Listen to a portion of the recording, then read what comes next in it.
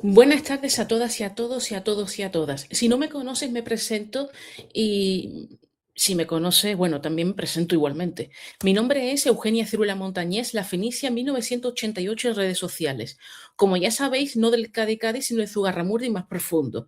Y teniendo en cuenta cómo está la situación, no solamente en mi país, sino cómo está el mundo en general, más vale que me vaya al pueblo y que no salga más. Y está rodeada de brujas, que por cierto hablaremos después de las brujas, faltaría más. Bien, ya por fin ya puedo grabar el vídeo, el último ya hasta el mes de septiembre, que es en este caso hablando de la Odisea. Te voy a hablar primero, vamos a hablar primero del autor, de Homero, de las dos obras, sí, porque antes de la Odisea está la Ilíada y tenemos que hablar de ambas. Y luego, mientras que vemos el tráiler final, pues os voy a hablar de la película y también de algunos de los personajes más importantes, entrevistas, curiosidades y un largo etcétera. Aunque tengo que decir ya de primera mano que la película yo la vi el 21 de julio, el día de mi cumpleaños, y la verdad es que me ha encantado. La verdad, hay cosas que no me han gustado, porque en una película tampoco te tiene que gustar absolutamente todo, pero en sí es muy buena película. No sin antes, hablaremos un poquito más de, bueno, antes que nada, de las actualizaciones. Ya terminé el libro de Stephen King, que lo terminé el sábado, y ayer domingo, pues perdón, he empezado a leer este libro que me lo regalaron, que es Expediente Fletcher, que está escrito por la creadora de contenidos Nekani Fletcher. Tiene publicado 2 libros más que espero conseguirlo, comprándolo o que me lo regalen como este, y es una creadora de contenido de true crime y de fenómenos paranormales. Además, está bastante bien porque está dividido el índice, está dividido en 5 partes, y la primera parte es fantasmas y embrujos, la segunda seres de otro mundo, el tercero caza de brujas, que también hablaremos de la caza de brujas después, cuarto objetos malditos y el quinto cartografía de lo insólito. Este último sí que es verdad que me interesa bastante. Me voy a estar leyendo una historia al día. Sí que es verdad de que se nota muchísimo de que lo ha escrito ella, porque esta creadora escribe sus propios guiones, y la verdad es que parece que cuando leí la historia de ayer, parecía que estaba viendo un vídeo de ella. Incluso había veces que en vez de mi voz parecía que sonaba la de ella. Así que os recomiendo de que os suscribáis a su canal y que leáis sus libros, que la verdad este tipo de lecturas también son una buena fuente histórica. Además, que también después de cada caso tiene una bibliografía, y tú puedes ir directamente a esas fuentes que ya normalmente son digitales o en libros en PDF. Ya tengo también enviado, como ya dije, cuentos, pendiente de un montón de cosas, porque tengo un montón de frentes abiertos y cada vez se acumulan más. Si dependieran exclusivamente de mí, pues la verdad se acabarían pronto, pero no todo depende de mí. Pero bueno. Y claro, respecto a series y películas, pues ya comencé la serie La Nena, que es la tercera temporada de esta, digamos, series basadas que son en realidad adaptaciones de libros escritos por Carmen Mola, ya sabéis, los 3 espíritus masculinos, que comenzó con La novia gitana, siguió con La red púrpura y ahora con La nena. El siguiente es Las madres y el último es El clan. Eso es lo que respecta a los libros. Respecto a las series, parece que se da a entender que van a ser la cuarta temporada, en este caso con Las madres. Problema que tengo con esta serie, especialmente con esta temporada: se han inventado totalmente gran parte del contenido. ¿Qué es lo que pasa? Y eso lo hablaremos más adelante. Adaptar una novela es muy difícil, es muy complicado, y es normal de que haya algún que otro cambio, sí, pero tiene que estar justificado. Pero la esencia del libro tiene que reflejarse en la película o en la serie. ¿Qué pasa? Que en esta tercera temporada yo me hago la gran pregunta: ¿dónde está la nena? ¿Dónde está la niña? Que es esencial, no solamente por el título, sino esencial para esta tercera parte. Pues no la vamos a encontrar de momento. Pero llevo 4 capítulos, me faltan otros 4, y se supone que que el último capítulo conecta con Las madres, que la verdad que es un excelente libro, y debería de seguir apareciendo más personajes que digo, bueno, ¿y dónde están? ¿Dónde? Pero bueno. Y también tengo un problema que me pasa también con muchas series y películas españolas, que por favor que den clase de dicción.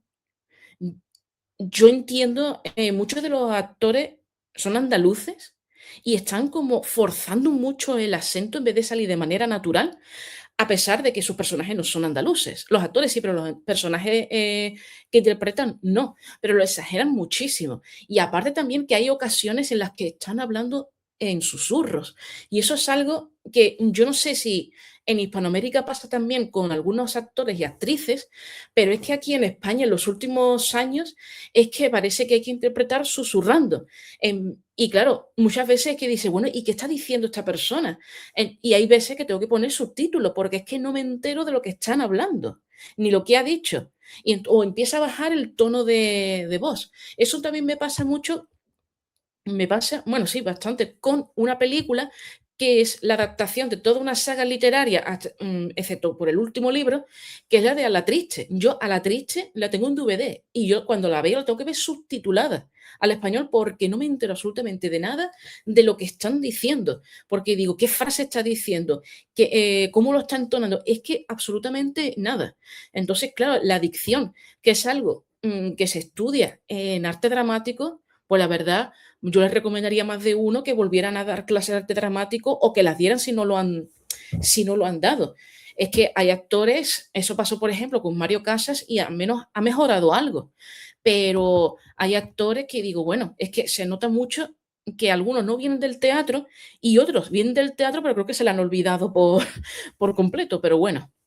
Y en el caso de películas, ya he podido ver la película de drama, El drama, de Robert Pattinson y Zendaya, y volveremos a hablar de ellos en este vídeo.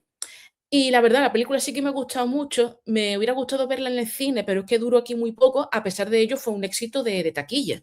Y es una película que yo ya me imaginaba más o menos, digo, tiene que ser algo de algún crimen o algo relacionado con el secreto de Zendaya, pero es que en realidad te das cuenta de que la villana no es la propia Zendaya en The Drama, sino la amiga de Zendaya, que la lía totalmente, pero por lo menos tiene un final feliz. Eso sí.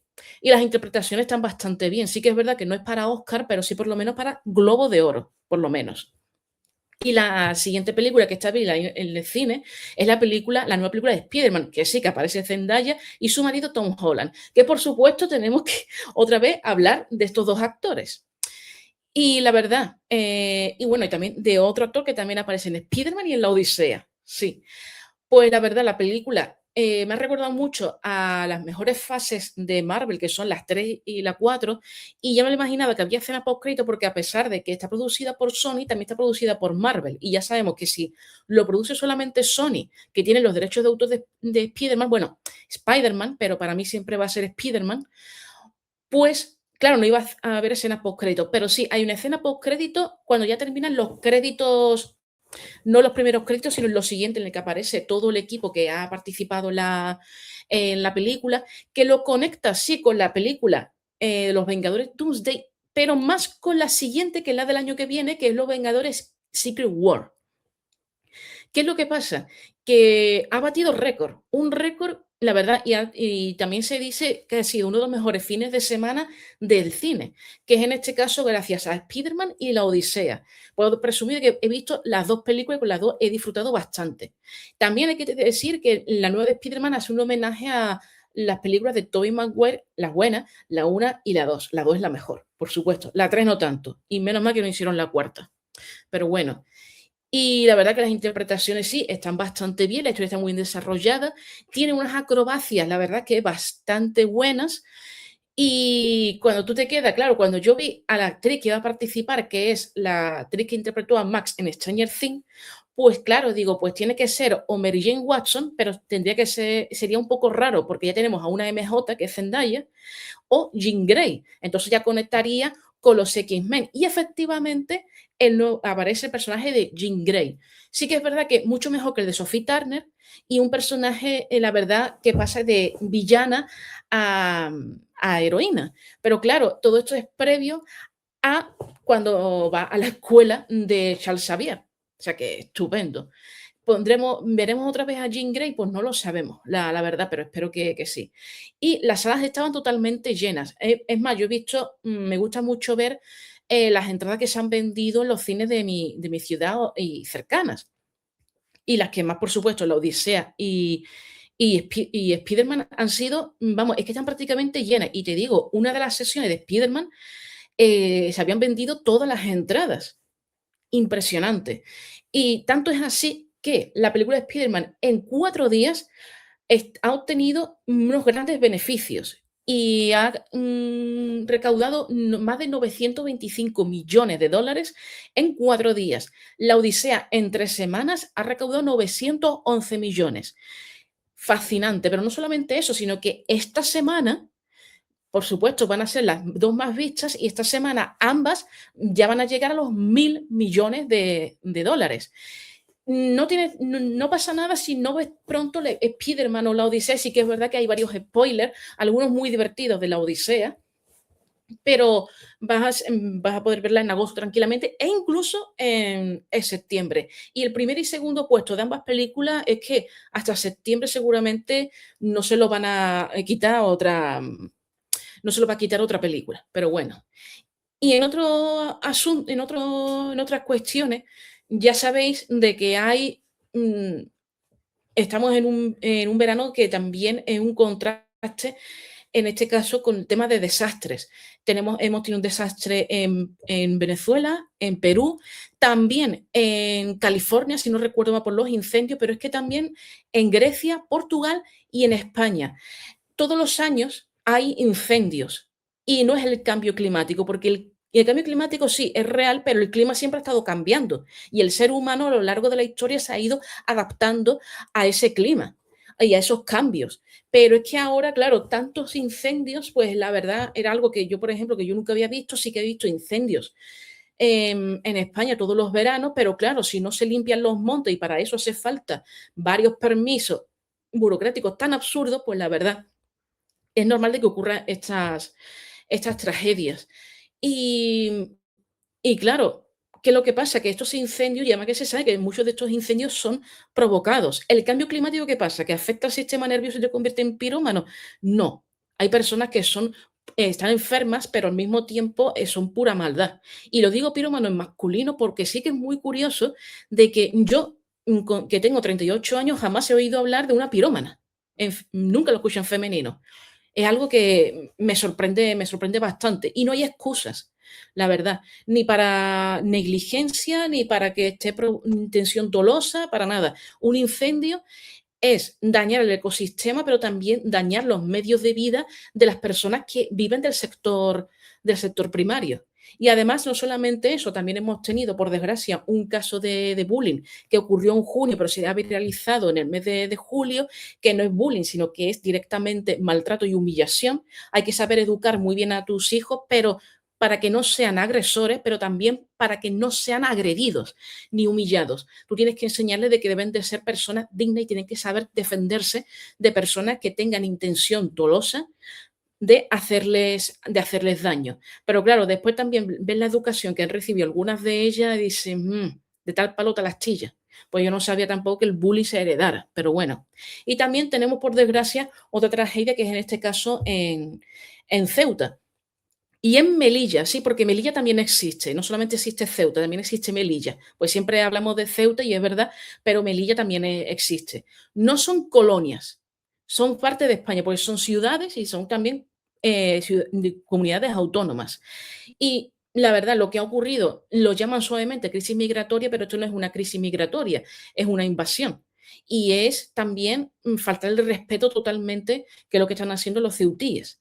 ¿Qué es lo que pasa? Que también lo que se ha visto claramente es en la construcción de un relato que hay que venderse porque ayer precisamente domingo toda la extrema izquierda se coordinó, también la extrema derecha, porque todos los que son influencers, los que están callados, hacen mucho daño, pero también muchas veces los que hablan simplemente para conseguir likes y tener un afán de protagonismo, cuando aquí las verdaderas víctimas no solamente son aquellas personas que sí que han sido engañadas, sino también los propios ceutíes que no pueden ahora mismo tener una vida normal. Y no es la primera vez que ocurre, porque ya hubo una en 2021. Y no te digo las Islas Canarias. Y sí, son parte de España y no son ciudades de segunda. Aquí el sur siempre es verdad, el sur, en este caso Andalucía y también frontera sur, es Ceuta y Melilla, que es en el norte de África, pues la verdad siempre hemos estado en un segundo o en un tercer plano por parte del gobierno español, depende de quién gobierne.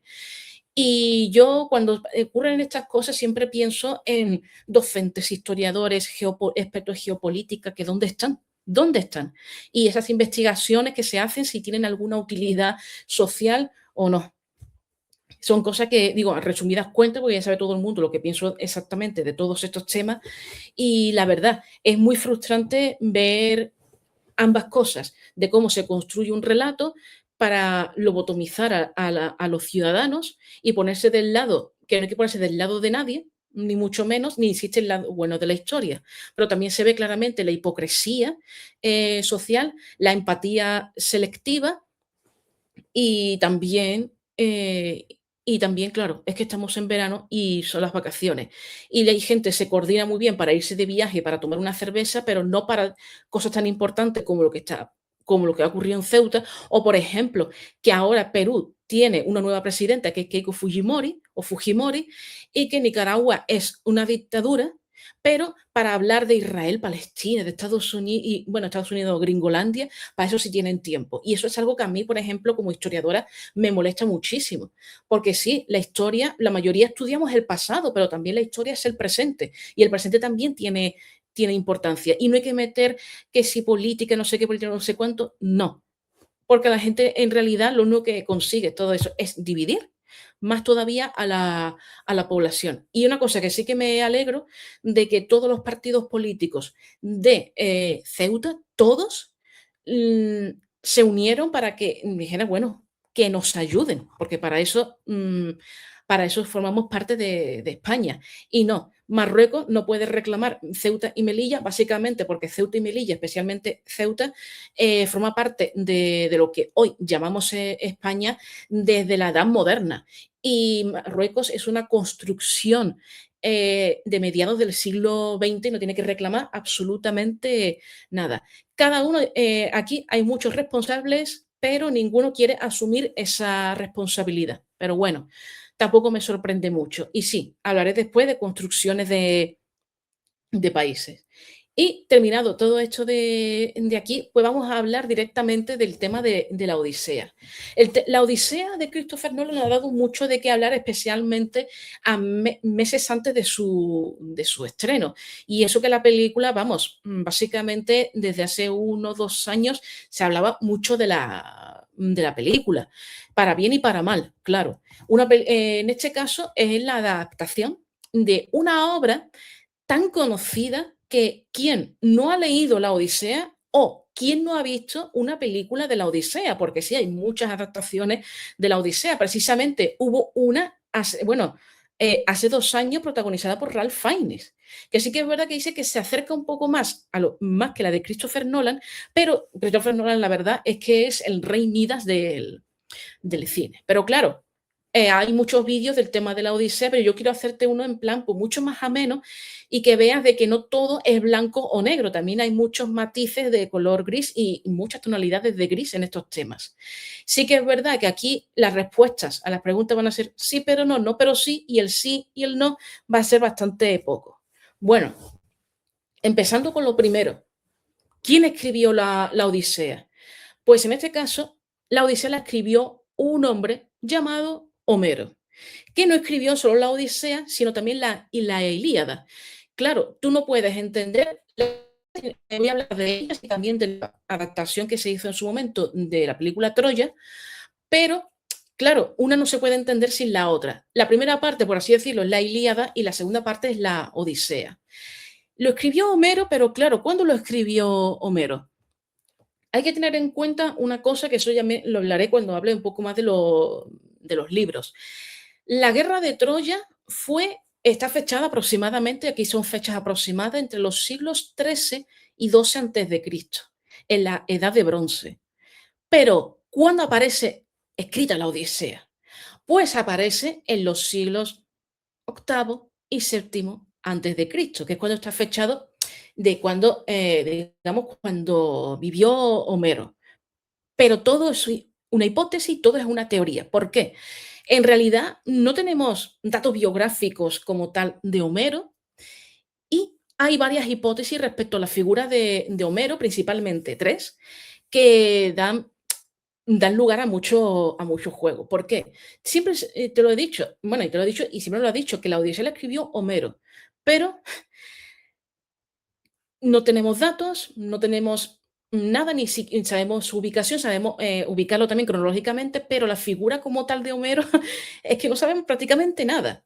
Se dice que fue un escritor y que, claro, la Ilíada y la Odisea es, ya lo volveré a decir después, transmisión oral, y claro, él decidió escribirlo. Vale. Pero hay otra hipótesis, que está, esto lo voy a relacionar con otra obra, que Homero no existió, sino que Homero es el nombre que se le dio, dio a sí mismo un grupo de escritores que decidieron escribir la Ilíada y la Odisea. Y esto podría ser que a lo mejor sí que hubiera alguien llamado Homero entre ellos, o que el grupo se llamaba Homero. Esto yo lo digo porque no es la primera vez, por ejemplo, que hay obras colectivas o una obra en concreto que es colectiva, pero solamente aparece un autor. Por ejemplo, tienes el caso de la Celestina de Fernando de Rojas, que se publicó en 1499, la primera obra renacentista española. ¿Qué es lo que pasa? Que Fernando de Rojas no escribió toda la obra, que en equivalente en tamaño es como el de Guerra y Paz de León Tolstoy, sino que fue escrito por varios escritores y el, digamos, el jefe de ese grupo era Fernando de Rojas, así que solamente aparece firmado como con un solo nombre, que es en este caso es Fernando de Rojas. Pues se cree que algo parecido es lo que pudo ocurrir con la Odisea. Y luego hay una tercera hipótesis, que sí que es verdad que esta sí me interesa y conecta un poco también con la película, le veo con mucho sentido, que Homero era un hombre ciego que transmitió, como muchos, la Ilíada y la Odisea de forma oral y que hubo varios escritores que lo que hicieron fue, pues, escribir esos versos, porque ahora te diré que son versos, no es prosa, y claro, ahí ha salido la obra. Pero claro, esto es algo novedoso. Bueno, es que también hay que tener en cuenta de que la primera escritura es la cuneiforme, que eso es en Oriente Medio, y que sí es verdad que había mucha transmisión oral. A la hora de escribir, pues claro, cuando tú escribes es simplemente para, digamos, como si hubiera un recordatorio. Eso no es algo novedoso, pero algo que se va a hacer a lo largo de la historia. Y ahí conecto con lo que es la obra. La Ilíada y la Odisea. ¿Transmisión oral? Por supuesto que sí. Escrita. Hay que tener mucho cuidado también con eso. Sí que es verdad, como ya he comentado antes, la transmisión oral se escribe, pero ambas se pueden modificar. Precisamente uno de los recopilatorios más famosos son los cuentos de los hermanos Grimm, que son cuentos de transmisión oral y ellos decidieron escribirlos básicamente para que no se perdieran, pero con modificaciones. Modificaciones no solamente en el contenido, sino también modificaciones técnicas porque tienen que ir acorde al estilo literario de la época. Pues aquí ocurre algo parecido. Bueno, parecido no, lo mismo. La transmisión oral, tenemos un problema con la transmisión oral y como he visto en la cronología. Si la guerra de Troya fue entre los siglos XIII y XII antes de Cristo, recordad que siempre cuando son fechas de antes de Cristo siempre van en el orden de 8, 7, 6, 5, así, hasta el año 0 y luego el año 1, 2, 3, que son siempre que son después de Cristo. ¿Y qué es lo que pasa? Que desde el siglo XIII, XII hasta el siglo VIII y VII, pues ha transmitido y la transmisión oral normalmente suele hacer bastantes modificaciones. Esa prueba lo hice yo en el instituto, en Historia de la Música, también lo hice en la facultad, de cómo una transmisión oral se va perdiendo, digamos, la primera transmisión y luego se va haciendo modificaciones, se cuenta mejor lo mismo, pero con otras palabras, o van añadiendo personajes que no aparecían al principio. ¿Qué es lo que el problema de estas dos obras? Que digamos, la versión más antigua que tenemos escrita no es de la época de Homero, sino que es del siglo III antes de Cristo y no es la obra completa. Ahí ya tenemos otra cosa. ¿Qué pasa? Que la obra completa tenemos que esperarnos a la época del Imperio Bizantino, es decir, el Imperio Romano de Oriente, para encontrarnos una obra, las dos obras completas. Claro, no nos ha llegado todas las obras completas de escritores griegos, también hay que decirlo griego entre comillas, y latinos. Eso por supuesto, pero eso no quiere decir, claro, que sean las auténticas.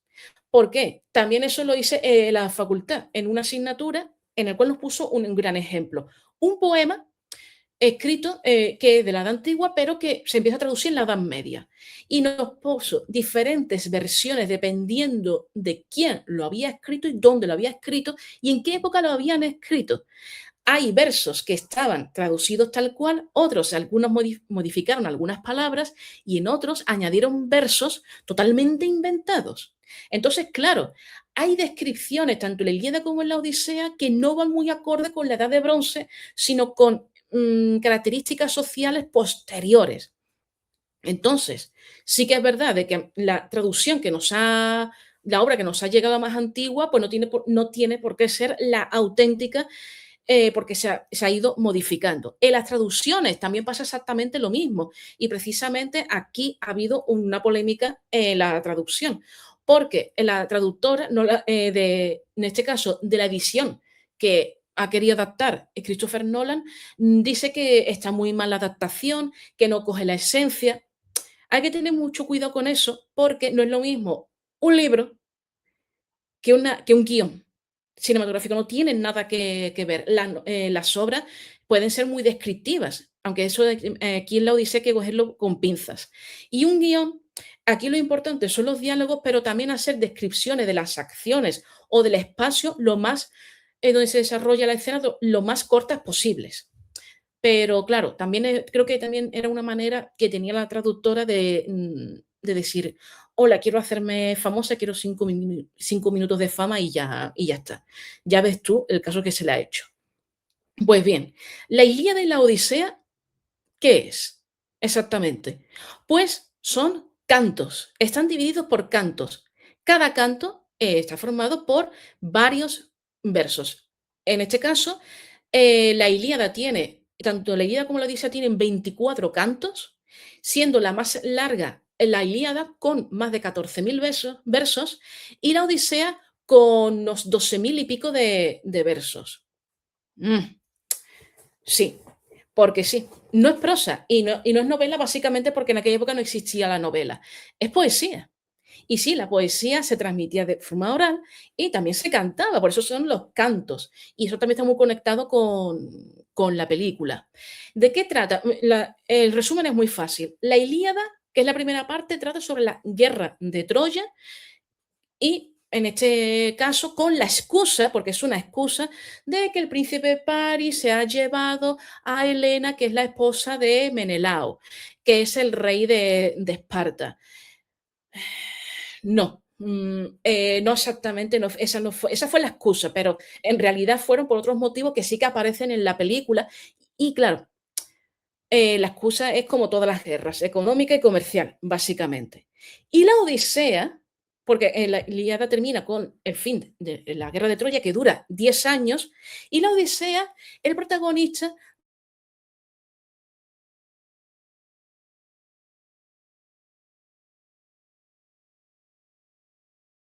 con, en la versión latina, Ulises. ¿Qué es lo que pasa? Que es la vuelta de Ulises a su hogar, que es Ítaca. Claro, y dura otros 10 años. Y es una aventura, pues sí, es una epopeya, pero también es un libro de aventuras en realidad. Y claro, aparecen numerosos personajes que dices, uff, y aquí hay mucha intervención divina. En la Ilíada también, pero en la Odisea ya ni te digo. Y ahora llegan las otras preguntas. ¿Existieron estas ciudades? Sí.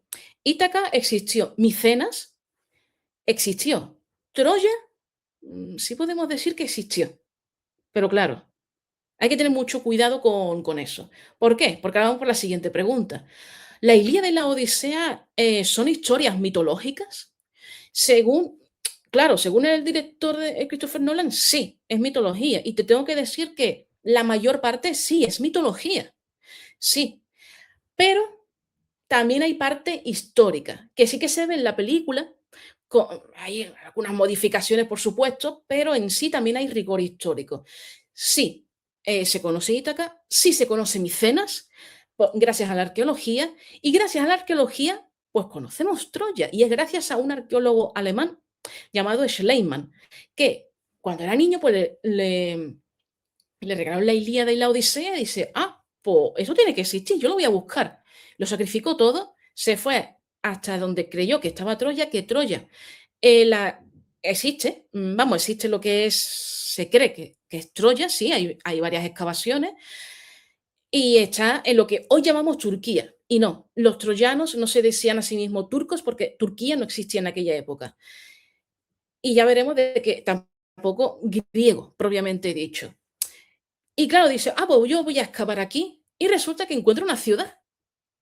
Pero resulta de que no fue la primera, sino que hay varios niveles y en uno de ellos en concreto encontró armas y se fecharon en la edad de bronce. O sea que es una prueba, digamos, o una interpretación más bien de que sí, que Troya existió. Pero claro, no tenemos tampoco muy claro si los personajes existieron realmente y si existieron, si esos eran sus nombres. Porque sí que es verdad, claro, una de las excavaciones también muy famosas de la Edad de Bronce es la llevadas a cabo, por ejemplo, en las islas de Creta o en otras islas también griegas. Y tenemos también una máscara dorada, que es una máscara mortuoria, que dicen que es de Agamenón. Pero claro, esa es la interpretación que se da, porque en ningún momento, sí, las fechas encajan perfectamente, pero eso no quiere decir que sea de Agamenón. Y claro, siempre va a haber esa duda de que si realmente esto existe, estos acontecimientos existieron o no. Sí que es verdad de que sí existieron conflictos en la edad de bronce y sobre todo a finales de la edad de bronce por una cuestión económica y comercial. Y sí, esa fue, digamos, en realidad la razón por la que varios reyes se unieron para atacar Troya por una cuestión económica y comercial. Si tú controlas las rutas comerciales, eres el rey del mambo, pero si no lo controlas, eres un muerto de hambre. Y aquí todo es por una cuestión de poder. Pero claro, tú no vas ahí en la guerra a Troya y decir, oye, que voy a atacarte. No, no, no, necesitaban una excusa buena. Y eso fue Helena de Troya, que luego hablaremos de Helena. Y claro, también por otras cuestiones de los libros. Sí, es fácil de leer la Ilíada y la Odisea. Te digo, si tú tienes hábitos de lectura, sí. Sí es fácil, pero tampoco te creas que va. Vamos a ver, son libros escritos en verso. Escribir en verso es muy difícil, pero es que también leerlo y poder entenderlo es complicado. Si tienes hábitos, sí que es verdad que resulta bastante sencillo, entre comillas. ¿Qué es lo que pasa? Si tú no tienes hábitos de lectura y sobre todo de temática y géneros diversos, de verdad, pues claro, te va a costar muchísimo trabajo. Pero yo siempre recomiendo de que, claro, estos libros que son mejor, un poco más difíciles de leer, siempre tengas delante mejor un diccionario, como era en mi época, o si no, ChatGPT, si no entiendes una palabra o no entiendes alguna frase. ¿Qué es lo que pasa? Que para el que sea historiador especialista en, digamos, en la era antigua, el arqueólogo, especialista también en la antigua, el filólogo clásico, también, por ejemplo, el actor o la actriz de teatro, que están acostumbrados a este tipo de textos, pues la verdad que les resulta bastante fácil de leer. Y claro, hay que tener en cuenta de que estas obras no solamente son obras que se han traducido bastante, incluso también, por ejemplo, la Biblia también es el libro más traducido y tiene muchas modificaciones que ahí está conectada con la mitología grecolatina, sino que también ocurrió en su momento de que dice, bueno, ellos tienen sus héroes, pero yo que el Imperio Romano digo, oye, que yo también lo quiero. Y sí, hay una fuente que también es importante, que puedes leer, que es así más fácil, es fácil de leer, que es la Eneida de Virgilio. Ya sabéis, Virgilio, el escritor favorito de Dante Alighieri. Y claro, él te habla de un superviviente llamado Eneas de la guerra de Troya, entonces te empieza a contar la guerra de Troya, el viaje de Eneas, digo, bueno, que sí que aparece al final de la película Troya. Y ahora, ya después de todo esto, así muy, sí, muy simple, pero que lo puedes, por lo menos que se te haga un poquito más ameno, el libro lo tienes, los libros los tienes en PDF, pero si tú tienes algún problema, digo, por ejemplo, que te cueste trabajo leer este tipo de obras tan antiguas, pues también existen los audiolibros. Hay páginas especializadas en audiolibros, pero también en YouTube. Tú pones la Ilíada, tú pones la Odisea en audiolibro y lo tienes perfectamente. Vamos, lo puedes parar y he entendido, dice, uy, ¿qué es esto? ¿Sabes? Pero sí que es verdad, como ya digo, ¿hay rigor histórico? ¿Se puede considerar como fuente histórica? Sí, pero la mayor parte de lo que se cuenta es sobre todo mitológica y ha servido de fuente de inspiración para muchos escritores y para muchísimos artistas. Y claro, también date cuenta de que en el arte griego clásico es muy importante la Ilíada y la Odisea, y hay unas representaciones que son chulísimas, especialmente en cerámica, pero también lo hay en pintura, en escultura y también en obras literarias. Hay obras específicas eh, de la Ilíada y la Odisea, que se basan en ello, también hablando de los libros que hablan de los personajes, libros que hablan de la mitología en ambos libros, o que ha servido de inspiración para escribir otros libros, como por ejemplo el monólogo interior titulado Ulises del famoso James Joyce, que por cierto, ese libro fue prohibido. Ya ves tú, monólogo interior, el daño que hace, el primero que se escribió. Pues bien, y ahora pues vamos a pasar a la siguiente parte, que es ver el tráiler final y te voy a hablar de cada uno de los personajes, no exactamente tan extenso con todo, pero sí con la gran mayoría de los personajes y algo que también se ha dicho mucho se ha dicho en las entrevistas. Sí que es verdad de que aquí lo que llama mucho la atención en la Odisea es sobre todo el cast. El cast es impresionante, sobre todo muy diverso, porque vemos, sí, estrellas de Hollywood, que es algo muy normal en Christopher Nolan, pero que, vamos, hace unas interpretaciones bastante buenas. Pero sí que es verdad de que aquí en esta película, Christopher Nolan se ha inventado una parte por completo, ha hecho lo que yo dije que iba a hacer en su momento cuando reaccioné al primer tráiler, que es un 2 por 1, pues dice, mira, en vez de la Ilíada y la Odisea, pues voy a adaptar la Odisea, pero con flashback de la Ilíada. Lo bueno de esta película es que no es lineal. Entonces tú vas viendo todo lo que es la guerra de Troya, el viaje de Odiseo, lo que ocurre en Ítaca, y es estupendo. Y sí que es verdad de que muchos de los elementos, pues la verdad, tú los conoces ya de otras adaptaciones, pero claro, también ha dado mucho que hablar, especialmente, claro, el casting de algunos personajes que la verdad se le ha dado mucha importancia a actores y actrices que literalmente están 5 o 10 minutos nada más. Y han cobrado bastante, eso sí, han cobrado bastante bien. Y claro, también han tachado de película wokista, de película misógina, y digo, vamos, no todo en esta vida es tan simple y tan infantil, ojalá lo fuera, pero no, esto es muchísimo más complejo. Y sí que es verdad que vamos a ver aquí algún que otro arquetipo que tú dices, uff, aquí se nota que esto lo ha hecho por la película, porque es una película básicamente, pero por lo demás, sí que es verdad que tengo que decir que es una buena adaptación, pero tampoco es la mejor adaptación de la Odisea. Pero bueno, cumple, que es precisamente lo que, y con nota, lo que debe de ser una película de este tipo. Así que vamos a ver el tráiler final de la Odisea. Y te recomiendo que vayas a ver la película.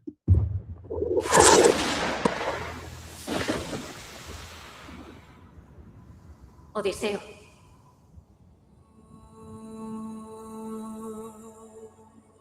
¿No lo recuerdas?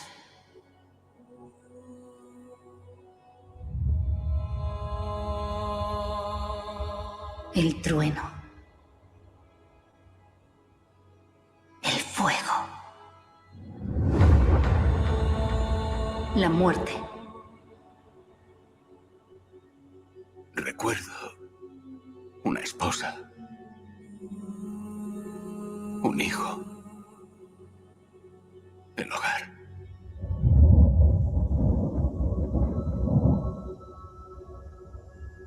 El reino de Ítaca necesita un rey. Mi padre va a regresar. Añoras un padre al que ni siquiera has conocido, como un bastardo llorón. El rey de Ítaca va a volver. Con venganza.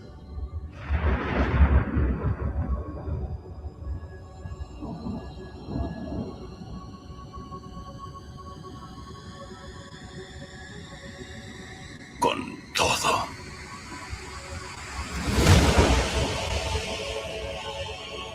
Yo podría ocupar el trono. Ellos no te cederán el poder ni a ti ni a Odiseo.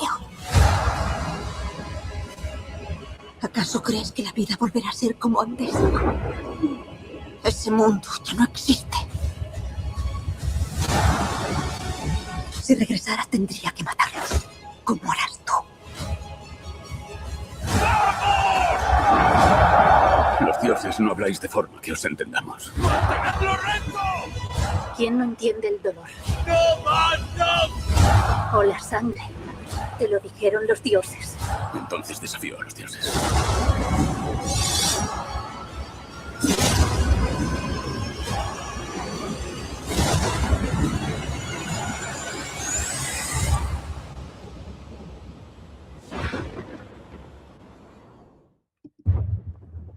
Bien, este es el tráiler final de la Odisea. Podéis ver en YouTube más tráiler, pero yo os recomiendo, digo, ya que estáis para ver la película, verla, por supuesto. También la podéis ver en versión original subtitulada.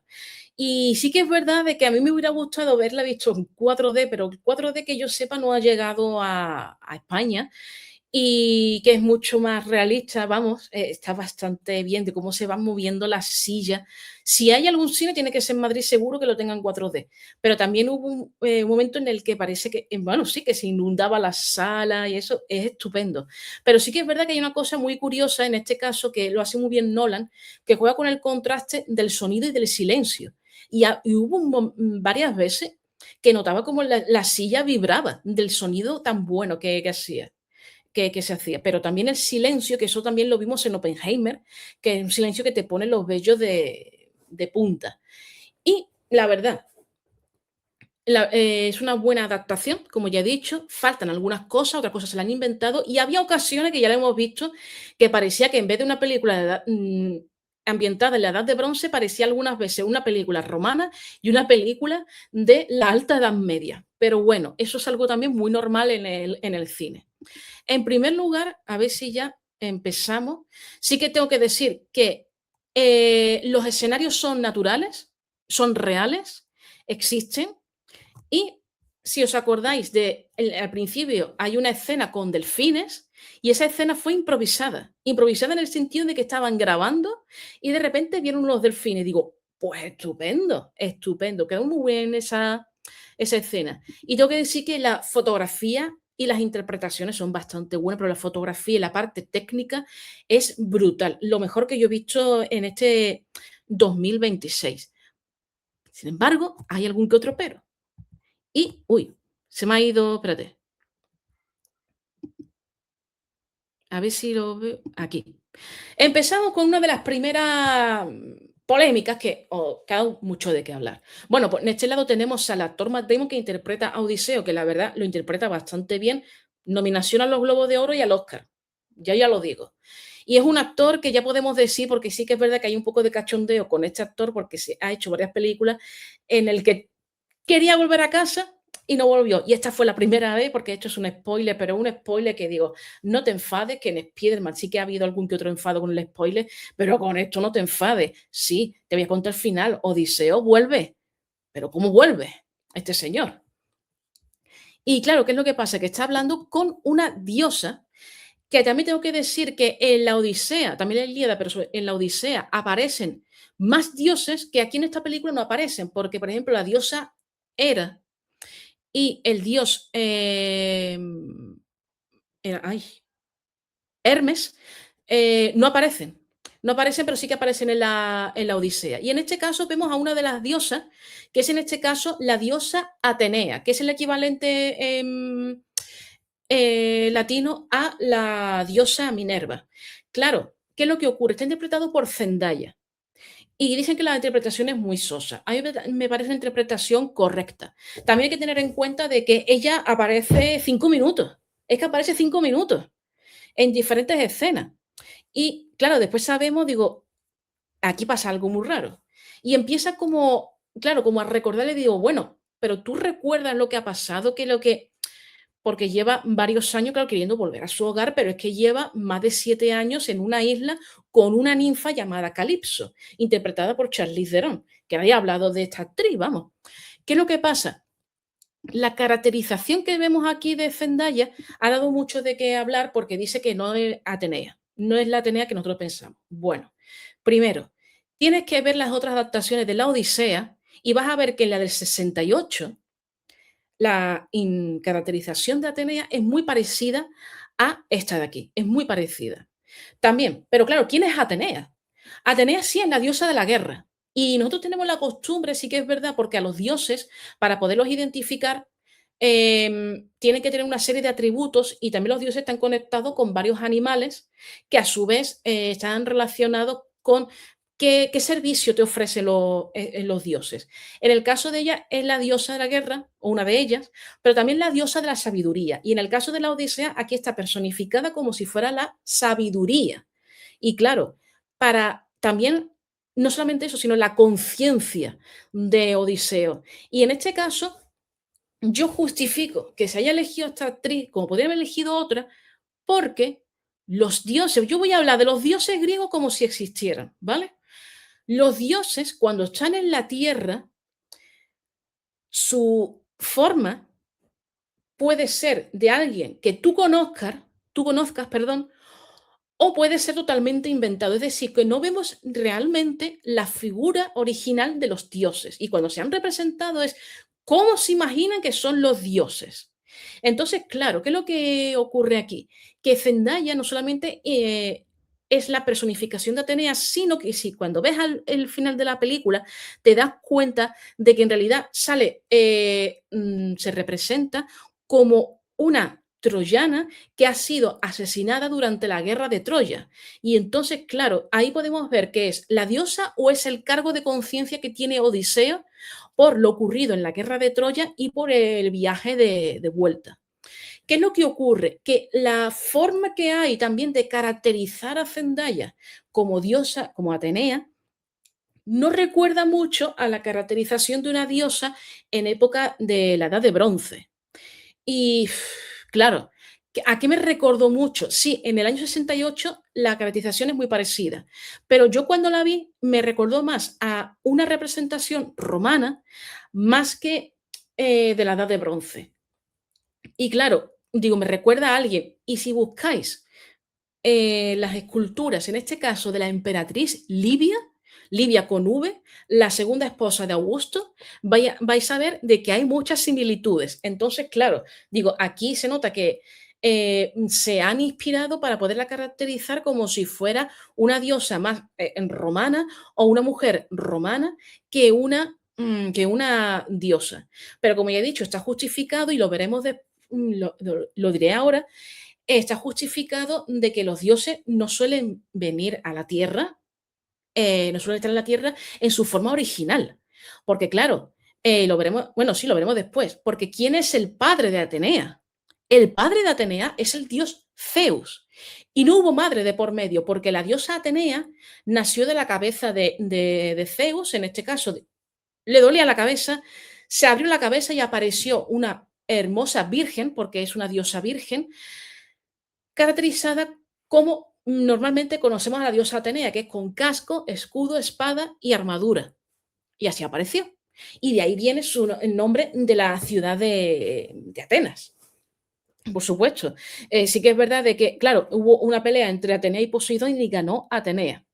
Es algo también porque dice que la película es machista, no sé qué. Digo, mira, pues la diosa de la sabiduría tiene es femenina, no es masculina. Pero bueno, si seguimos un poquito más, bueno, más adelante, pero también teniendo en cuenta el tema de Odiseo, Odiseo fue el que tuvo la idea del famoso caballo de Troya, que también dijeron de que, claro, que el caballo a lo mejor era algo simbólico y que no hubo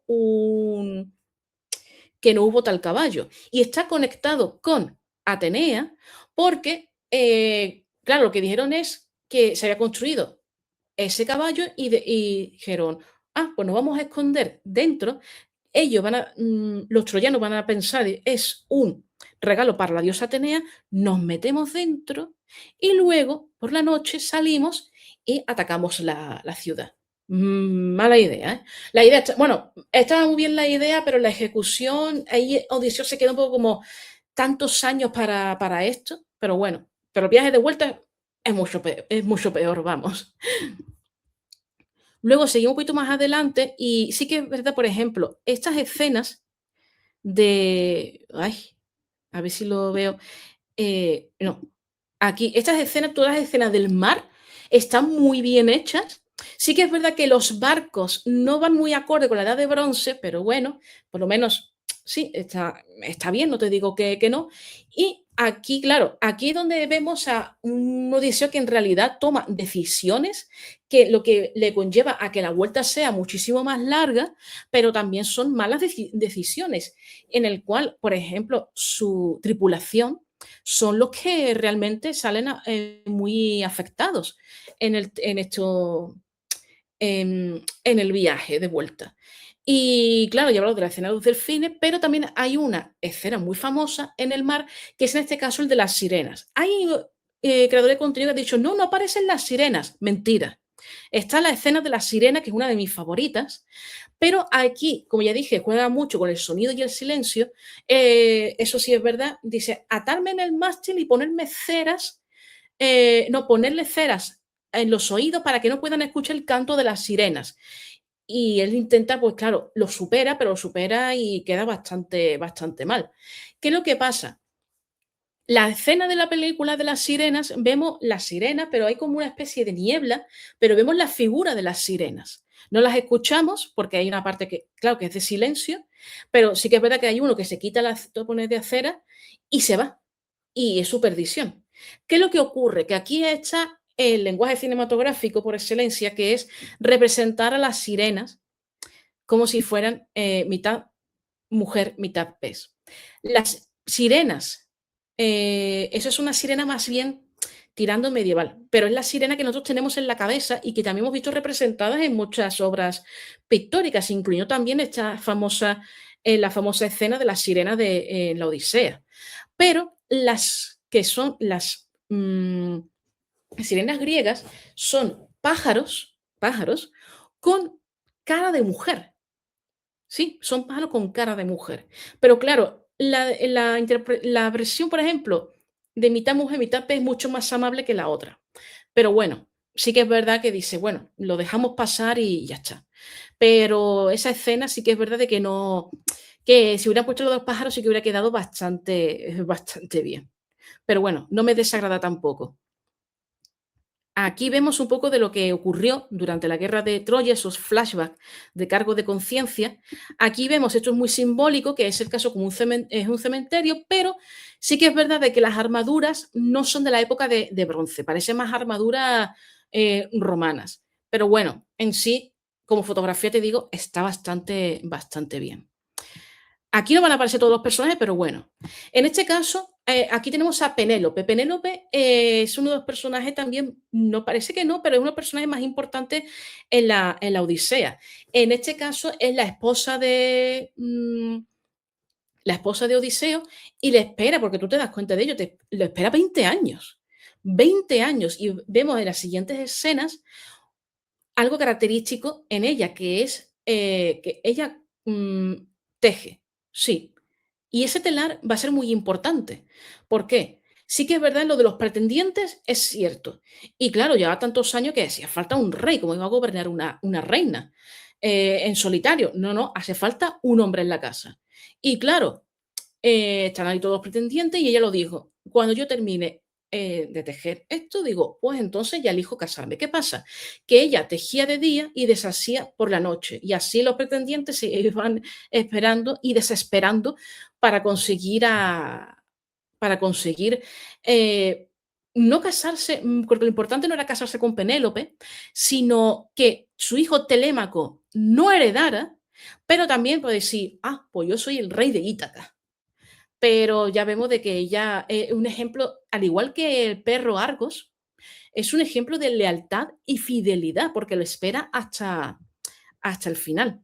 Y en este caso, aquí vemos, bueno, la actriz que lo interpreta es Anne Hathaway, que ya la hemos visto y vaya a ver una película suya que se va a estrenar el día 14 de agosto, una película de ciencia ficción con dinosaurios con Ewan McGregor. Y aquí vemos a Spider-Man, no, este es Telémaco, interpretado por Tom Holland. ¿Qué es lo que ocurre? Telémaco es el hijo y por tanto debe de heredar. Y efectivamente, al final de la película tú ya ves que él se convierte en rey de Ítaca. Sin embargo, en la caracterización parece más un romano que un hombre de Ítaca. Y digo, bueno, no tiene mucho que ver. Y eso sí que es un poquito, bueno, no chocante porque no es la primera vez que pasa esto, pero bueno, sí. Parece más romano que otra cosa. Y él, claro, decide, claro, quiere saber más de su padre porque, claro, la guerra de Troya, o lo que nosotros llamamos la Ilíada, se va transmitiendo de forma oral y eso se ve claramente al principio de la película, que se va a transmitir una transmisión oral. Pero claro, dice, bueno, pero mi padre está vivo, mi padre está muerto, ¿qué ha pasado con mi padre? Entonces, en la película te dice que él decide viajar a hablar a Esparta, a hablar con Menelao, en este caso, que es el rey de Esparta y el esposo de Helena de Troya. Pero claro, en el libro no es así. En el libro, un personaje que sí aparece en la película, Mentor, que ya sabéis de dónde viene la palabra mentor, es el que le dice que debería de hacer un viaje el viaje para poder hablar con Menelao y saber qué ha pasado con su padre. Y, por supuesto, Menelao no sabe absolutamente nada. Si seguimos un poquito más para adelante, aquí es una representación de Ítaca a una representación de lo que podemos creer que es Ítaca. Y si vamos un poquito, aquí vemos esta famosa escena, que es la del arco, que es la del final, porque sí que tengo que decir, y claro, ya lo sabéis, Odiseo vuelve, pero claro, vuelve irreconocible después de 20 años, y ella decide, ya no puedo más, tengo que casarme. Pero claro, hay una prueba, la prueba famosa del arco, la flecha, poner esas 12 hachas y que pasen por el hueco. Y él decide participar y al final, pues gana y mata a todos los pretendientes. Sí, eso se ve claramente en la película, pero en el libro sí, pasa exactamente lo mismo. Y aquí vemos un personaje que no se habla mucho de ella, que es una criada, o más bien una esclava de Penélope, que está interpretada por la actriz Mia Goth, que es no solamente, claro, aquí te pone en la película que es amante de uno de los pretendientes, pero no. Su personaje en el libro que no me acuerdo ahora del nombre, su personaje en el libro es amante de varios pretendientes. Y claro, pasa mucho desapercibida y especialmente una actriz que es bastante conocida, si habéis visto X, Pearl y Maxine o Nymphomaniac parte 2, por ejemplo, entre otras películas, o por ejemplo Nosferatu. Y dices, no, Nosferatu no, me he equivocado, en esa película no aparece. Pero sí que es una actriz bastante conocida. El secreto de los Barrowborn, en esa sí que aparece. Y aquí vemos un personaje que sí que digo, lo han romanizado por completo, o podría ser tranquilamente un hombre de la alta edad media. Vamos, que es en este caso uno de los pretendientes, el más famoso, Antino, que claro, Antino, a ti te sonará el nombre de Antino porque hubo un hombre romano llamado Antino que fue amante de Adriano y conocemos, bueno, hay un templo dedicado a él y también hay esculturas de Antino, pero bueno, es un nombre, vamos a decir, griego. Y en este caso está interpretado por Robert Pattinson y como ya he dicho, es que ha habido un fin de semana bastante épico con la Odisea y Spider-Man, pero es que en diciembre también lo va a ver con Doom 3 y los Vengadores Doomsday. Y es que también Zendaya aparece, pero es que también aparece Robert Pattinson, lo volveremos a ver en diciembre. Y claro, es un poco como Dios. O no ves a estos actores o los ves todo el año y después te pasan unos años que no los ves. Pero bueno, en este caso el villano sí, podríamos decir que sí, y es un buen villano, ¿eh? La verdad, porque no necesita tampoco muchos atributos para poder imponer un miedo, pero un miedo que en realidad, en el fondo, es un cobarde, por supuesto. Su padre lo salvó para que no fuera a la guerra de Troya. Y su afán es acabar con Telémaco, casarse con Penélope y ser el rey de Ítaca. ¿Qué es lo que ocurre aquí? Ocurre que en el libro Odiseo mata a Antino muy al principio, o sea que es uno de los primeros pretendientes que muere, pero en el cine, para que haya más tensión, pues muere, es uno de los últimos en morir. A mí me recordó mucho su interpretación a la de Joaquín Phoenix interpretando a Cómodo en Gladiator. Sobre todo la escena que yo digo, uy, se ha descompuesto por completo. Digo, esto no se lo esperaba. Tiene mucho miedo. Esa es la famosa, porque todo esto es pura fachada. Se está hablando de alguna nominación, de la nominación al Globo de Oro mejor actor de reparto, pero no me extrañaría en absoluto. Es un buen villano, pero también hay otros villanos en la Odisea. Y claro, vamos a parar un poquito por aquí. Sí, vamos a ponerlo aquí. Sí, porque también en el tráiler, este tráiler no aparece, pero sí apareció en los otros personajes muy conocidos de la Odisea, que en este caso es Calipso, que es una ninfa que vive con, digamos, o es amante, vamos a decir que es amante de Odiseo. Y lo que vosotros habéis visto en la película, que es la flor de loto, eso no se lo dio Calipso, eso ya lo estaba comiendo él antes.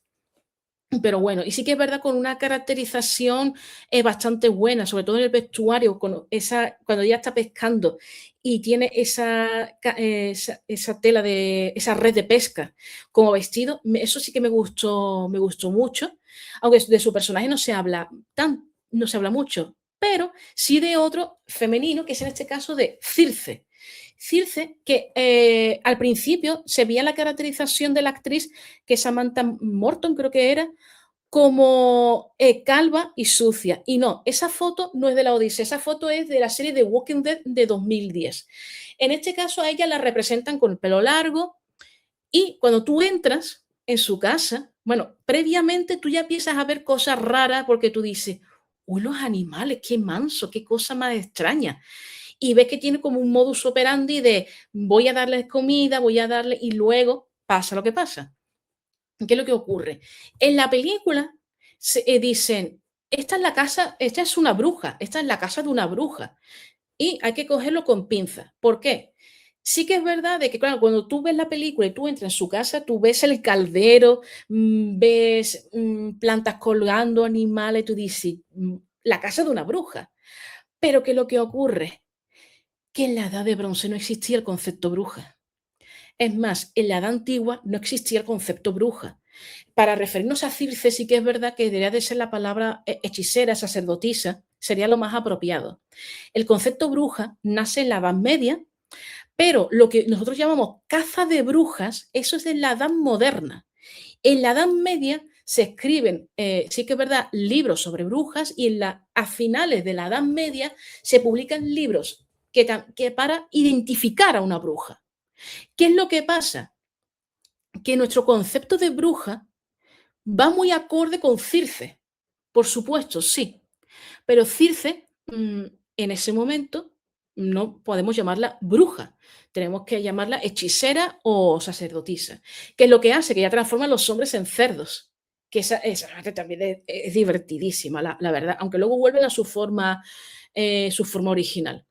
Sí que es verdad de que, claro, te das cuenta de que van el viaje de vuelta a tantas islas y con tantos personajes que tú dices, impresionante. Y todos esos animales, los felinos, también eran antiguos soldados que habían llegado a la isla.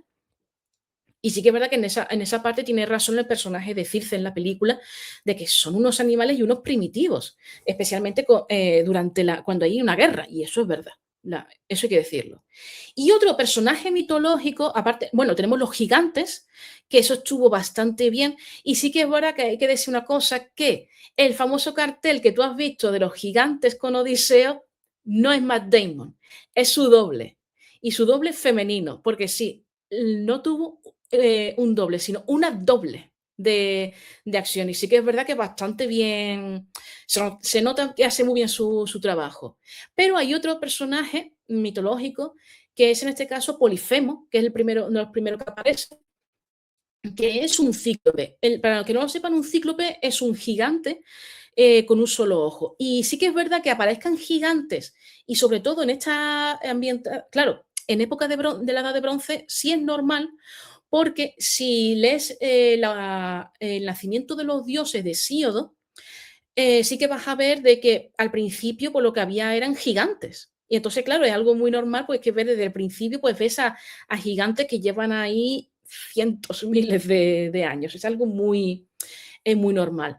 Y sí, se come a personas y lo vemos a Polifemo como un pastor. Y me gusta porque no está hecho con CGI, sino que es una marioneta. En realidad está súper bien hecha. Se ha utilizado muy poca tecnología, y lo poco que se ha hecho está justificado, por supuesto, porque el proceso también de edición fue bastante largo. Y en este caso me recordó mucho claro, cuando yo lo vi, digo, hay pinturas de Polifemo, sí, pero me recordó mucho a la criatura del laberinto del fauno del Guillermo del Toro.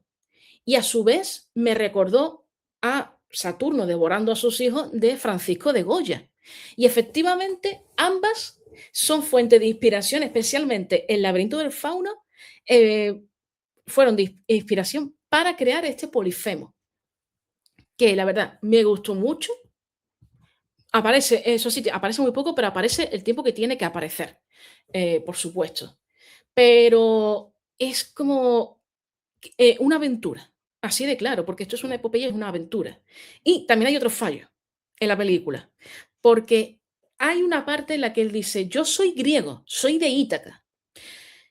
Vamos a ver, el concepto Grecia como tal no existía, ni tampoco esa Grecia clásica, porque eso hay que esperar siglos, varios siglos, para esa Grecia clásica que tanto nos venden los griegos actualmente.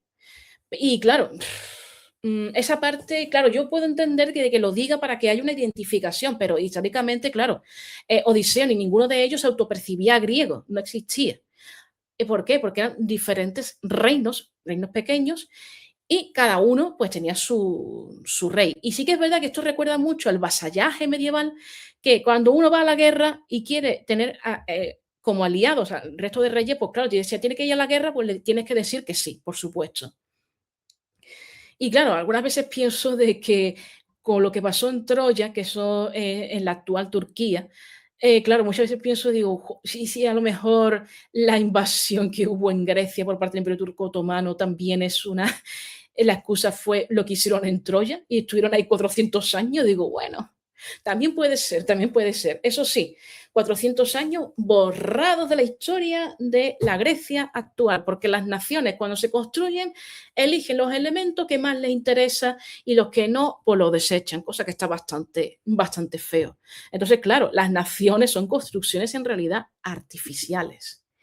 Y si seguimos un poquito más para adelante, que quiero llegar a esta parte, aquí en lo del casco, también ha dado mucho que hablar, claro, como ya he dicho, el tema del casco, pero claro, si hubieran hecho con la vestimenta de la época, no hubiéramos apreciado el nivel de interpretación. A ver si lo encuentro, no lo encuentro, pero bueno, como ya habéis visto en otro también aparece Menelao, que Menelao está caracterizado como calvo en la Odisea, pero no era calvo, tenía melena. Tenía melena. Esto era algo también muy normal, que eso sí que no lo hemos visto mucho en la película, hombres con melena. Sí, era algo bastante habitual y a mí, por ejemplo, me resulta muy atractivo un hombre con melena. Pero, espérate a ver si llego ya a la parte que quiero hablar. Bueno, aquí vemos el tema de los pretendientes. Aquí le va diciendo unas cuantas verdades y esto sí que es verdad. Y Después dicen de que es machista la película no es machista, ni mucho menos. También dijeron lo mismo de Oppenheimer, y una tontería lo que estaban diciendo. Y claro, está contando una verdad de que, claro, ella es reina, pero es que ella no puede gobernar sola, tiene que gobernar con un hombre. Y ese hombre es que tiene que volver ya a su trono. Pero a ver si lo encuentro, porque antes lo vi y no encuentro. Esto también aparece en la Odisea, que esta parte estaba también muy bien. Aquí tenemos también otro personaje que no se ve ahora muy bien, que es el ciego, y me recordó mucho, es un esclavo, pero me recordó muchísimo también de esa hipótesis que he hablado antes de Homero. Pero aquí, a ver si puedo ver. A ver, aquí tenemos. A ver. No, no. Es que no me sale. Aquí lo tenemos. En este caso ha habido una polémica porque hay un actor transgénero, que en este caso era Ellen Page, que ahora es Elliot Page, el cual interpreta el personaje de Sinón. Sinón, para el que no lo sepa, es el primo de Odiseo. Y claro, aquí esto sí que es verdad que se lo ha inventado un poco Nolan, porque aparece al principio de la película y luego en otra escena que la voy a explicar ahora, que es en este caso de que él, claro, dice, es como si fuera una trampa lo del caballo de Troya, y claro, no es así exactamente, porque si no, también sabía del plan, en el libro sabía del plan del tema del caballo de Troya. Y se ha dado mucho que hablar a un actor que no aparece ni 5 minutos, es que aparece poquísimo en la película, y da mucho que hablar, digo, mira, y haciendo también una serie de declaraciones, y especialmente otra actriz, que dice, mira, de verdad, para lo poco que aparecéis, lo vuestro es más bien un cameo que otra cosa, y se le ha dado mucha importancia. Y claro, aparece después Sinón junto con otros personajes en una escena en el cual vemos el sacrificio de 2 corderos para poder resucitar a los muertos. Pero cuidado, que esto sí también está podríamos decir que justificado. Hay un tipo de adivinación que se llama necromancia. La necromancia es un tipo de adivinación en el cual consiste en resucitar a los muertos para poder hacerles preguntas que ellos te respondan, pero también preguntas del futuro, porque decían de que los muertos podían ver el futuro. ¿Qué pasa? Que cuando resucitan, él dice lo que ha ocurrido y lo que va a ocurrir, y se lo dice muy claro: tú, Odiseo, tu tripulación va a morir y tú vas a volver solo. Y claro, se queda un poco como, ¿qué ha pasado aquí? Y luego, en esa resurrección, vemos a un personaje que es Agamenón, que tú dices, Agamenón, por Dios. Que por cierto, antes de que lo que hable de Menelao, que es el hermano de Agamenón, Menelao, el actor, es el que interpreta a, lo vimos interpreta a Punisher en Spider-Man. Bueno, anécdota. Y claro, dice, Odiseo se queda un poquito como, pero vamos a ver, Agamenón, pero si tú volviste, dice, sí, yo he vuelto a mi casa, y es lo peor que he hecho. Y sí, es lo peor que había hecho. ¿Por qué motivo? Y a ver si me sale, pues tengo que hablar un poquito de este personaje.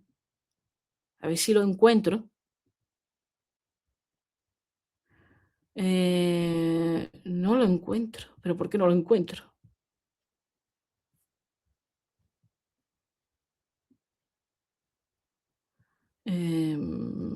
No.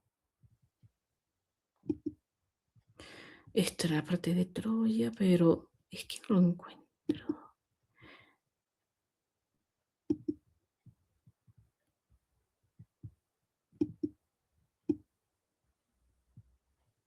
Estaba por aquí.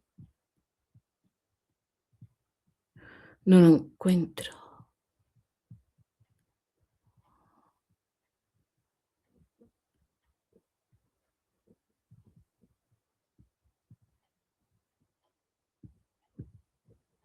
No lo encuentro. Ay, si sabía dónde estaba el personaje. Ay.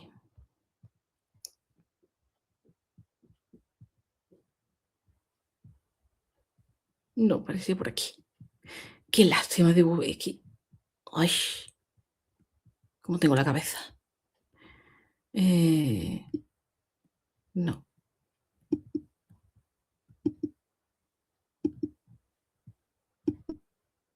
Bueno, aquí vemos el personaje de Argos también, que lo vemos en la película, también hay un tópico en la película, porque vemos al esclavo de Odiseo tirando los perros, que es raro que no hayan hablado de ese tema. Y sí, hay una leyenda, pero eso no está, no hay pruebas físicas en realidad de que se decía que cuando un niño nacía deforme o con alguna discapacidad lo tiraban al monte. Pero, ¿qué es lo que pasa? De que eso es más bien una leyenda que otra cosa, y la única fuente que tenemos sobre este tema es con Plutarco. Y claro, dice, para. Y claro, decide quedarse con este perro, el que llama Argos, que Argos esperó durante 20 años a su dueño y en cuanto lo vio, le dio un infarto y se murió, que también es un símbolo de fidelidad y de lealtad. Pero, espérate, voy a ponerlo y paro en el fotograma en el que Si regresara, tendría que matarlos. Como harás tú. Los dioses no habláis de forma que os entendamos. ¿Quién no entiende el dolor? O la sangre. aquí, por fin. Bien, esto sí que ha dado mucho, pero que mucho que hablar. Y te han engañado con este tráiler. ¿Por qué? Aparece el personaje de Helena de Troya, pero esta no es Helena de Troya en la película, en el tráiler, y en la película menos. Pero sí es Helena de Troya en la película al mismo tiempo. Vamos por partes. Esta es la actriz Lupita Nyong'o, que fue elegida para interpretar a la famosa Helena de Troya, que en griego era, creo que es Helene, creo que se dice así, si no recuerdo, vamos, si no recuerdo mal, pero interpreta a dos personajes en la película, que es en este caso a Helena y a su hermana Clitemnestra. Y vamos por partes, porque aquí sí queda mucho que hablar. La actriz ha dicho que Homero era misógino. Digo, mira, más vale que no hubieras abierto mucho la boca, que hubieras vendido la película como han hecho otros actores de la película, que lo han hecho muy bien. Y aquí esta señora es que se pasó muchísimo. Vamos a ver, porque aquí va para largo. Helena existió, no tenemos dudas al respecto, pero Helena de Troya y Clitemnestra, como dice la película, ¿eran hermanas gemelas? Eran hermanas. Sí, sí, sí, eran hermanas. Helena se casa con Menelao y es el rey, son los reyes de Esparta, y Clitemnestra se casa con Agamenón, que es el rey de Micenas. Vale, vale. ¿Pero eran gemelas? No. ¿Eran de la misma madre? Sí. ¿Y de distinto padre? Sí, porque, y aquí también juega un poco con ventaja Christopher Nolan, porque, vamos a ver, la Odisea, tanto la Ilíada como la Odisea, no son como, no son como las novelas de Edith Barton, que te describe hasta el más mínimo detalle. Aquí las descripciones físicas son muy simples e incluso inexistentes. Y aquí juega la ventaja el director. ¿Helena de Troya era afrodescendiente? Teniendo en cuenta el rigor histórico, no era afrodescendiente. Aquí sí que ha habido wokismo. Y al principio de la película, con el poeta también. Bien. Pero, un momento. Pero, ¿era tan blanca? Tampoco lo sabemos exactamente. Pero la descripción que hace un poco Homero es que su belleza equivalía a la de los dioses. Y dice, sí, sí, sí, porque Helena de Troya era una semidiosa. Sí, era una semidiosa. Te lo voy a contar porque la historia es fascinante y a lo mejor te suena este mito. Resulta de que Helena tiene una madre y un padre, dices, ¿vale? Ambos son reyes de Esparta. El padre se llama Tíndaro y la madre se llama Leda. Ya nos va sonando un poquito el mito. ¿Qué pasa? Y un día llega Zeus, que por cierto la ley de Zeus sí que existió, que aparece mucho en la película, y ahora tú dices, mira Zeus, porque Zeus, si tú lo quitas de la mitología, Aburridísima la mitología, ¿eh? Mira. Y dice, qué guapa es esta mujer, yo quiero estar con ella. Vale. Entonces, claro, digo, pero ¿cómo hago para poder seducirla? Pues decide hacer algo que la verdad que es un poco vomitivo, pero bueno, un poco no bastante. Y dice Zeus, pues yo me voy a transformar en cisne. Y decide transformarse en cisne, seducir a Leda, se acuesta con Leda y luego se pira. Y se queda Leda un poco como, ¿qué ha pasado aquí? Y esa misma noche se acuesta con Tíndaro, con su esposo. Y de repente, 9 meses después, dice, hostia, que va a parir. Pero, ¿qué va a parir? 4 bebés, 2 niños y 2 niñas. Pero el parto no es normal, según la mitología, porque nacieron de huevos. Es decir, que parió y dice, voy a parir huevos. Se rompen esos huevos y aparecen unos bebés. Los 2 niños, Castor y Colus, y Clitemnestra y Helena. Pero ¿qué es lo que ocurre? Que según la mitología, eso también se va modificando, hay libros que recopilan este mito según tal autor, pues un niño y una niña son de Zeus y un niño y una niña son de Tíndaro. ¿Qué pasa? Que Clitemnestra es hija de Tíndaro y Helena es hija de Zeus. Así que técnicamente no son gemelas, son hermanas, pero no son gemelas, pues son de padres diferentes. ¿Esto puede ocurrir? Sí, muy pocas ocasiones sí, pero puede ocurrir. Puede ocurrir que tú mantengas relaciones con 2 hombres en una misma noche, haya una fecundación, pero en vez de un embrión hay 2 embriones y resulte de que un bebé es de un hombre y el otro bebé es de otro hombre. Puede ocurrir, sí. Pocas ocasiones, pero puede ocurrir. ¿Qué pasa? Hay alianzas matrimoniales, vale, muy bien. Y resulta de que Helena, claro, es una belleza equivalente a las diosas, pero no hay una descripción, digamos, de cómo era su color de piel, cómo era su cabello. Las representaciones que se han hecho pictóricas, sobre todo, que era una mujer muy hermosa, rubia, a veces morena, a veces blanquita. Pero bueno, y claro, ¿qué es lo que pasa? Que aquí tenemos que meternos con el príncipe Paris y con el mito de la manzana de la discordia, que dice, claro, está ahí Paris, el príncipe de Troya, dice, bueno, pues aquí hay varias diosas y cada diosa le dio un regalo. Y entonces la diosa Afrodita dice, yo te voy a ofrecer a la mujer más hermosa. Y dijo, es Helena. Paris se enamora de Helena y dice, "Uf, a por ella". Y ya se desencadena todos estos acontecimientos. Ocurre una cosa, que nosotros vemos a Helena de Troya un poco con cicatriz en mitad de la cara en la película. En el libro no, no ocurre eso. Helena de Troya, si no recuerdo mal, es esclavizada y luego se casa otra vez. Pero en la Odisea no aparece. Pero ¿qué pasa? Que su hermana Clitemnestra sí que aparece y tiene que ver con la muerte de Agamenón. Y aquí te han engañado por completo porque esta escena no es con Helena de Troya, sino con Clitemnestra. ¿Qué es lo que ocurre? Previo a la guerra de Troya, Agamenón decide sacrificar a su hija. Y claro, la Clitemnestra dice, ¿pero qué estás haciendo? ¿Y qué pasa? Que tú habrás visto en la película que el escudo de ese Dios todopoderoso, Agamenón, tiene una columna vertebral aquí. Y esas vértebras son de la hija. Y claro, ¿qué pasa? Que cuando vuelve, su hijo venga la muerte de su hermana, con el visto bueno de su madre. Y claro, dice, bueno, y para esto he vuelto yo. Pero bueno, es lo que pasó. Vamos.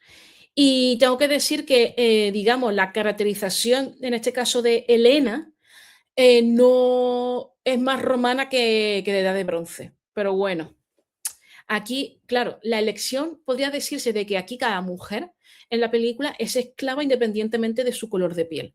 Pero claro, al elegir a una actriz afrodescendiente también juega mucho con esa simbología de eso, de mujer esclava, independientemente del espacio en el que pertenezca, si es pobre, si es rica, con lo que sea. Todas son esclavas. Pero ¿Yo habría elegido otra actriz? Sí, yo habría elegido otra actriz, básicamente para evitar este tipo de polémicas. Y claro, mira que hay actrices, y haber elegido a Lupita Nyong'o, y precisamente con un personaje que dura muy poco en la película y que no debería tampoco de aparecer, pero dice, bueno, ya esto ya está hecho. Pero bueno, aún así la película es un exitazo, por supuesto. Y si vamos un poquito más adelante, espérate, aquí. Esto también es importante porque esto es en el templo de Atenea y aquí cuando yo hablo de, como dije en el principio, de esa conciencia, mala conciencia que tiene Odiseo por lo ocurrido en la guerra de Troya, y también de que aparezca personificada Atenea como esa sacerdotisa troyana. ¿Qué es lo que ocurre? Aquí lo que vemos que, claro, dice, desafía a los dioses, desafía a Zeus, a Poseidón, dios del mar. Vale, estupendo. Pero, ¿qué es lo que ocurre? Que es como si este castigo, esta profanación, fuera un castigo de los dioses por lo ocurrido en la guerra de Troya, porque sí que es verdad que parece, bueno, lo ves que comparten dioses. Y en este caso le corta la cabeza a una escultura, que esto sí que es de cine, y claro, profanar un templo, eso es lo peor que tú podías hacer. Hay que tener en cuenta de que estamos hablando de sociedades muy religiosas y muy supersticiosas. ¿Qué es lo que ocurre? Que vemos una escultura que es blanca y que da a entender que es de mármol. Bueno, da a entender lo que es de mármol. Primero, queda muy bien en una película cortar el mármol con una espada, no te digo que no. Pero escultura de mármol y blanca. Mm, eso es muy romano, o también, más bien te diría, muy neoclásico, ¿eh? E incluso muy renacentista y muy neoclásico también. ¿Por qué? Primero, las esculturas tendrían que ser de bronce. Y las hay, por supuesto que tenemos esculturas de bronce. Pero en el caso de elegir unas esculturas de mármol, aquí ha cometido el típico error que suele pasar, que es las esculturas no eran el blanco, bueno, el mármol puede ser blanco, por supuesto, pero también lo hay de otros colores, pero es que las esculturas de mármol se pintaban, eran policromadas. ¿Y cómo sabemos eso? Porque sí que es verdad de que en la pintura, en una escultura, pues claro, va desapareciendo. Y sí que es verdad que cuando se encontraban esculturas, las limpiaban. Pero siempre se dieron cuenta de que quedaban restos de pintura, pero gracias a la química, aquellas esculturas que, por ejemplo, tú ves de que están que son blancas, pero químicamente todavía tiene algo de pigmentación. Entonces, claro, se puede hacer una reconstrucción de cómo serían esas esculturas originalmente. Eso pasa, por ejemplo, los frisos que se encuentran en el British de Londres, del Partenón, tú los ves y tú dices que te queda impresionada, qué blanco, qué no sé qué. No, eran policromadas. Pero la transmisión, aquí hay que hablar de una transmisión histórica errónea, aquí hay que hablar de ese famoso blanqueamiento como raza superior, no sé qué, tontería, vamos. Y claro, ahí se quedó. Y cuando tú ves una escultura renacentista y una escultura neoclásica, pues normalmente lo ves el blanco totalmente, pero un mármol muy, muy blanco. Y es precisamente por ese error de limpiar esas esculturas que la verdad es que no les hacía muchísima falta. ¿Habría que pintar las esculturas originales? No, yo las dejaría como está. Y yo lo que haría sería que hay reconstrucciones virtuales, pues una reconstrucción física, hacer una escultura exactamente igual y policromada para que tú vieras cómo eran esas esculturas en aquella época en concreto.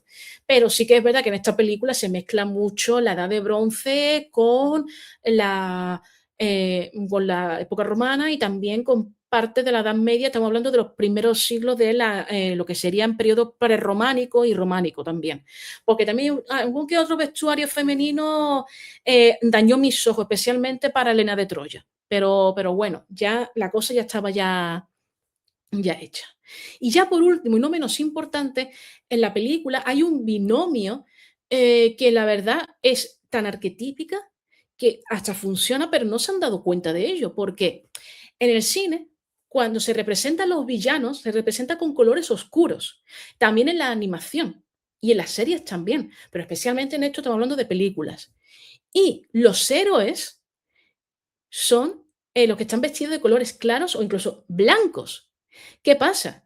Que aquí los habitantes de Ítaca, de Micenas y de varias islas griegas, los colores elegidos son colores oscuros. Y al principio de la película que ves a los soldados troyanos, su vestimenta es de color blanco. O sea que en realidad lo que te estoy comentando, que ese cargo de conciencia, esos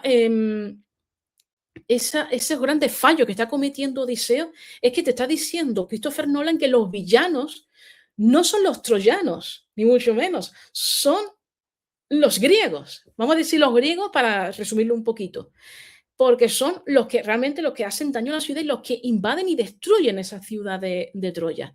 Entonces te está diciendo de que en realidad los troyanos son héroes, pero también son las víctimas de estos griegos que temen a los hombres del mar. Y sí que existieron esos hombres del mar y los conocemos bastante bien, especialmente aquí en Andalucía.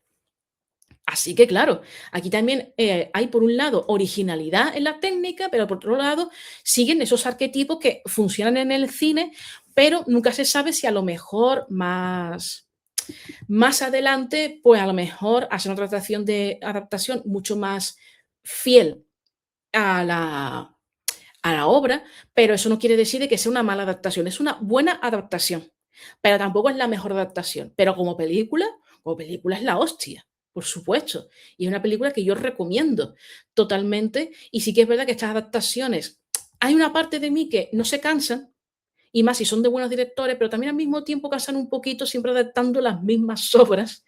Y hay tantas obras también clásicas sin adaptar, como por ejemplo la Eneida de Virgilio. Y como ya digo muchas veces, aquí no ganan solo las productoras, aquí ganan las editoriales, porque ahora mismo hay muchas reediciones de la Ilíada y la Odisea. Pero vamos, lo puedes leer en PDF totalmente gratis o utilizar el audiolibro. Es como también pasa con la película de Spider-Man. No te cansas de las películas de los héroes porque no hay un agotamiento de películas de héroes, sino un agotamiento de películas malas. Así que bueno, que ya tienes películas para ver este verano y la verdad, era todo lo que yo quería hablar de la Odisea. Yo lo quería hacer lo más ameno posible, también porque a mí estas historias me gustan mucho porque yo me inicié en la historia con la mitología clásica y en un principio yo iba para arqueóloga. Pero la historia de América se interpuso en el camino, pero bueno, todavía tengo esa espinita de arqueóloga, pero bueno. A mí me gustan mucho los arqueólogos o los que nosotros llamamos arqueólogos, que en realidad eran anticuarios y multimillonarios, que excavaron todo lo que nosotros conocemos, pero también hay que tener mucho cuidado porque también hay construcciones un poco falsas.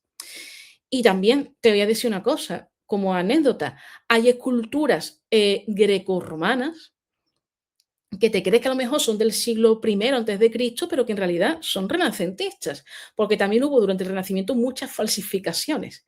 Pero bueno, así también aprendes un poquito, no solamente te lees otros libros, pero también aprendes un poquito de mitología y que todo en realidad pues tiene una explicación y una conexión y una lógica. Sí, los dioses no existen, es una construcción del ser humano, pero no deja de ser bastante entretenido y otra fuente inagotable de imaginación y también por eso el ser humano es destructor, pero tiene una imaginación que no tiene ningún límite, la verdad. Así que bueno, yo este vídeo lo voy a subir hoy con una miniatura, ya tengo también el título, que es bastante chulo.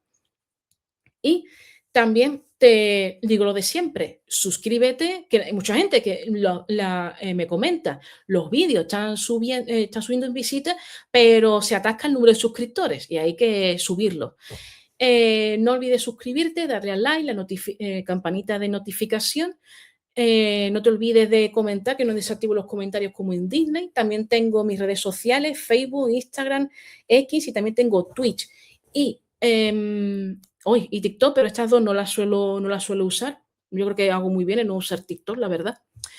Y que también tengo perfil en Vinte, Wallapop, Academia Edu, Infojob y LinkedIn. Y no olvides que también genero imágenes y vídeos con inteligencia artificial y que acepto colaboraciones, al igual que también acepto colaboraciones para poder redactar sobre obras en parte.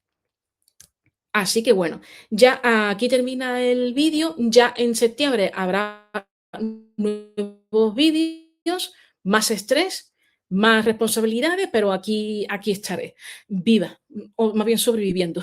Pero bueno, así que nada, recuerda de que Aquiles en la Odisea se cortó la melena cuando murió su primo. Recuerda también de que por fin Matt Damon volvió al hogar y que no olvides leerte la Ilíada y la Odisea y también ver las películas, por supuesto. Y a pesar de que a los actores no les gustó nada, Troya es una buena película. Y también nunca olvides que un gran poder conlleva una gran responsabilidad. Así que nada, hasta el próximo vídeo, corazones, que será de cine.